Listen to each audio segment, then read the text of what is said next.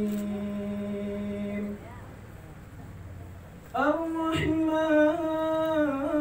الرحمن علم القرآن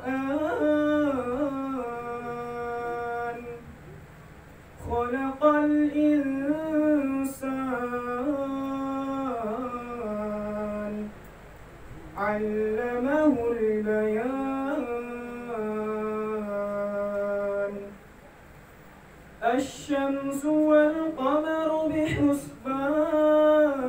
بحسبان والنجم والشجر يسجدان والسماء رفعها ووضع الميزان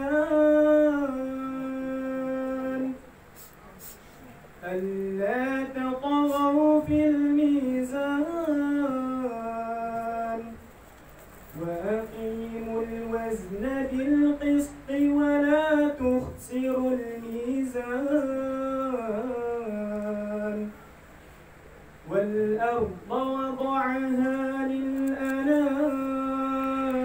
للأنام فيها فاكهة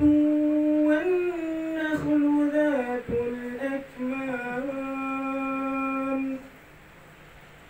والحب ذو العصف والريحان فبأي آلاء ربكما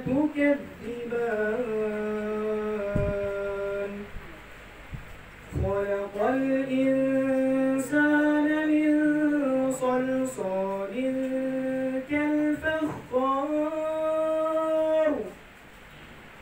وخلق الجان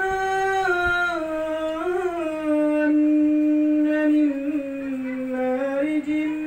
من نار فبأي آلاء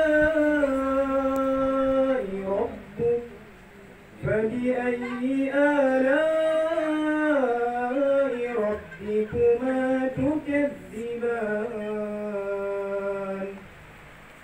رب المشرقين ورب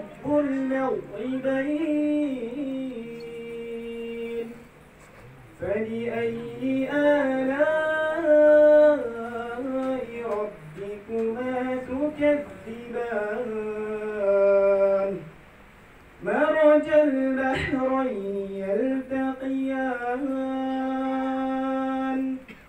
بينهما برزخ لا يبغيان فبأي آلاء ربكما تكذبان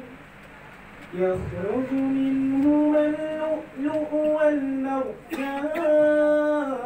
والمرجان فبأي آلاء ربكما تكذبان وله الجوار المنشآت في البحر كالأعلام فبأي آلاء ربكما تكذبان كل من عليها فان كل من عليها فان ويبقى وجه ربك ذو الجلال والإكرام فبأي آلاء ربكما تكذبان يسأله من في السماوات والأرض كل يوم هو في شأن فبأي آلاء ربكما تكذبان صدق الله. قريب